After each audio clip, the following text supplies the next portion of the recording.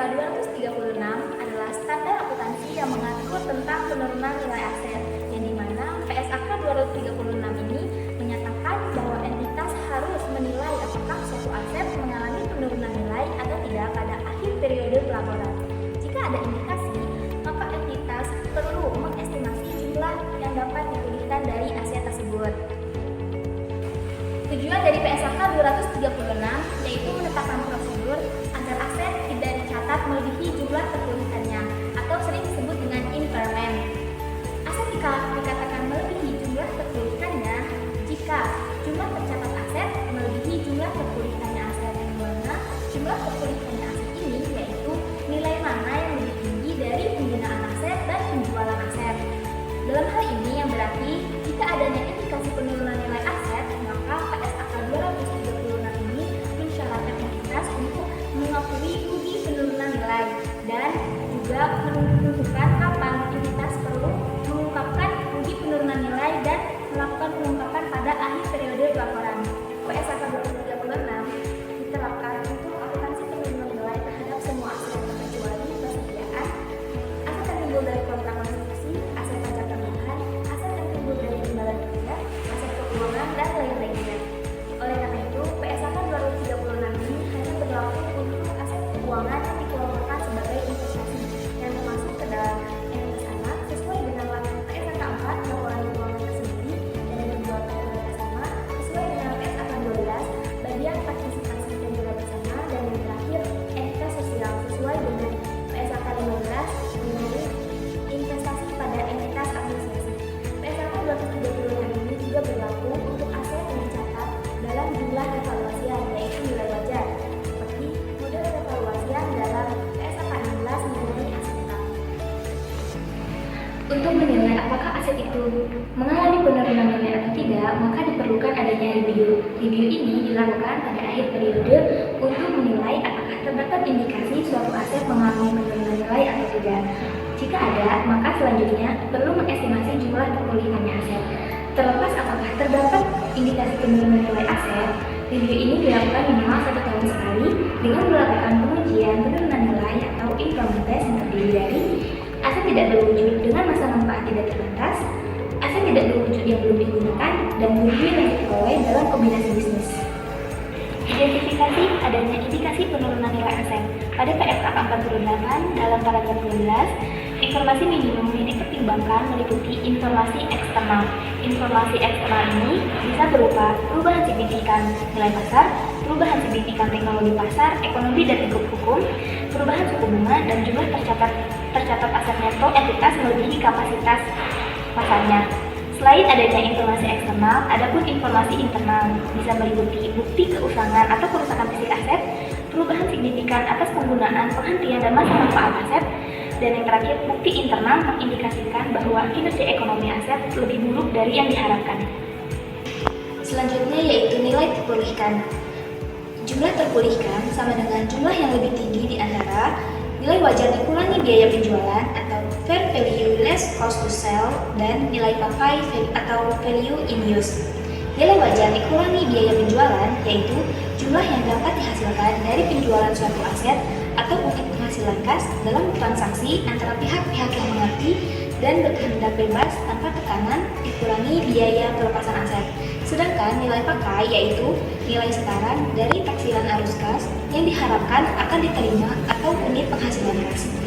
Mana yang lebih tinggi di antara nilai wajar dikurangi biaya penjualan dan nilai pakai, maka itu adalah yang dimaksud dengan jumlah terpulihkan aset.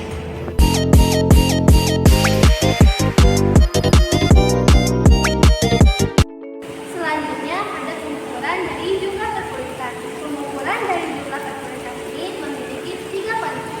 Yang pertama ada harga dalam suatu perjanjian penjualan yang mengikat antara satu dan lain dari pihak independennya, yaitu memakai rumus pakai nilai wajar dikurangi biaya penjualan. Yang kedua, apabila tidak ada perjanjian antara pihak independen, namun aset tersebut diperjualbelikan di pasar aktif, itu memakai rumus harga pasar aset dikurangi biaya pelepasan aset tersebut. Yang ketiga, apabila tidak ada perjanjian yang mengikat antara pihak independen dan aset tersebut tidak diperjualbelikan di pasar aktif, maka yang dipasar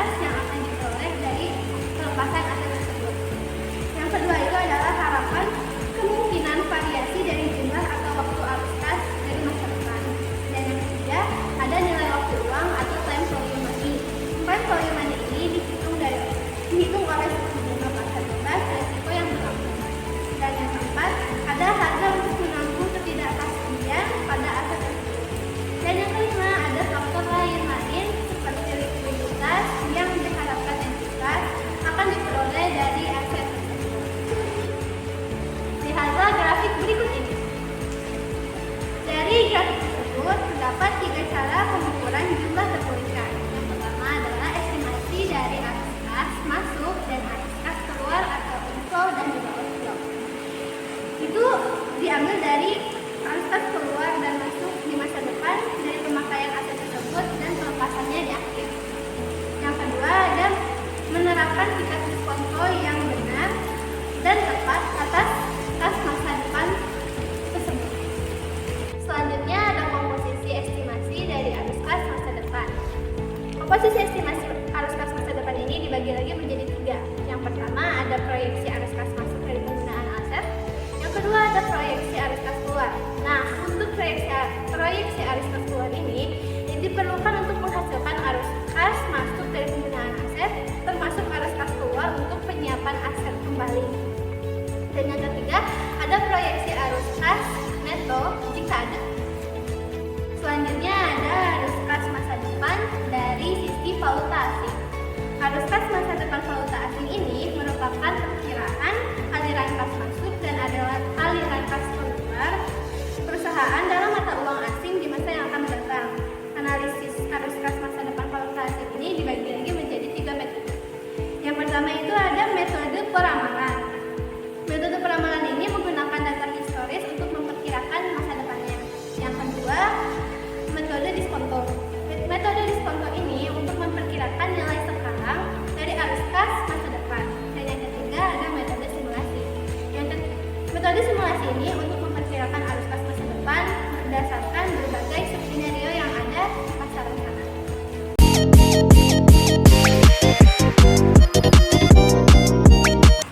Tingkat diskonto.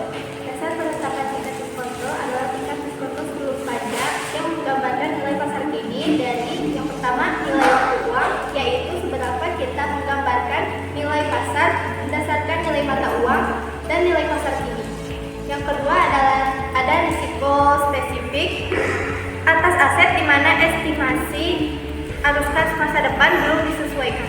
Tingkat diskonto adalah tingkat pengembalian atau return yang disyaratkan investor jika seandainya akan memilih suatu investasi yang menghasilkan arus kas dengan jumlah, waktu, dan profil risiko yang sama dengan yang diharapkan akan dihasilkan oleh aset tersebut. Tingkat diskonto diestimasi dari salah satu. Yang pertama, tingkat diskonto implisit. Transaksi pasar kini aset sejenis, atau yang kedua rata-rata tertimbang. Biaya modal entitas yang tercatat di bursa efek yang memiliki aset sejenis.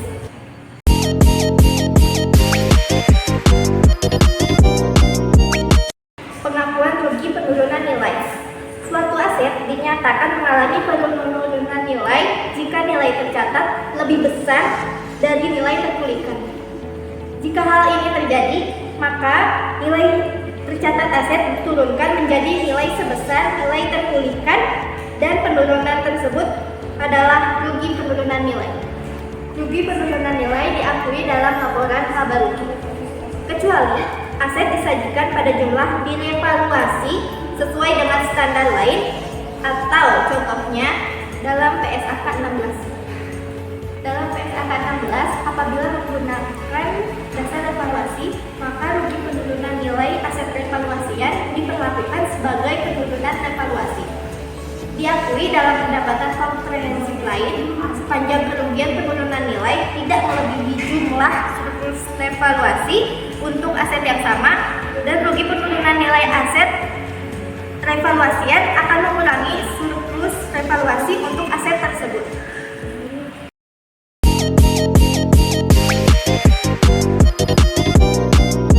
Berikut saya akan menjelaskan ilustrasi penurunan nilai aset. Yang pertama, PT Mawar melakukan uji penurunan nilai aset terhadap peralatan yang dimilikinya. Nilai tercatat dari peralatan tersebut sebesar Rp200 juta. Nilai wajar dikurangi biaya penjualan sebesar Rp180 juta dan nilai pakainya sebesar Rp205 juta. Nilai wajar dikurangi biaya penjualan dibandingkan dengan nilai pakai. Nilai tertinggi di antara keduanya adalah jumlah terpulihkan. Jika dilihat dari ilustrasi di samping, nilai tertinggi adalah nilai pakai, sehingga jumlah terpulihkannya sebesar Rp205 juta.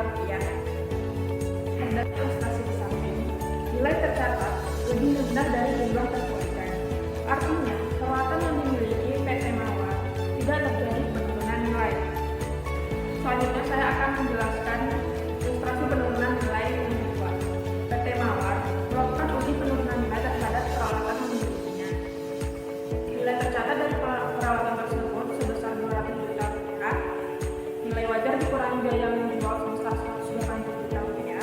dan nilai pakainya sebesar 175 juta rupiah.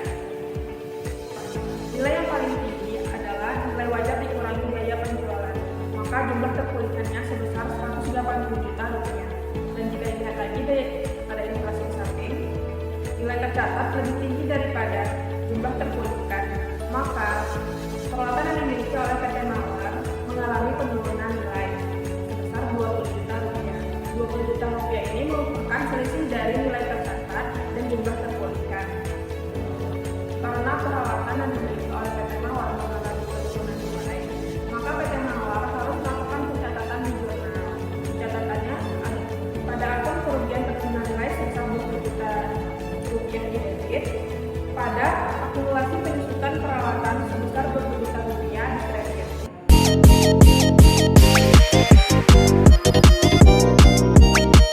Pemulihan suatu rugi penurunan nilai. Dalam nilai apakah terdapat indikasi bahwa rugi menurunkan nilai yang telah diakui pada periode-periode sebelumnya untuk aset selain goodwill?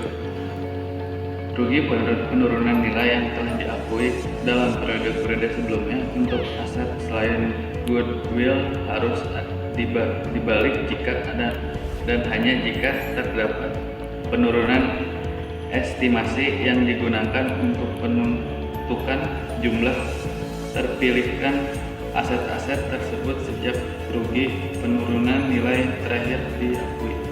Jumlah tercatat aset yang meningkat yang disebabkan pembalikan rugi penurunan nilai tidak boleh melebihi jumlah tercatat.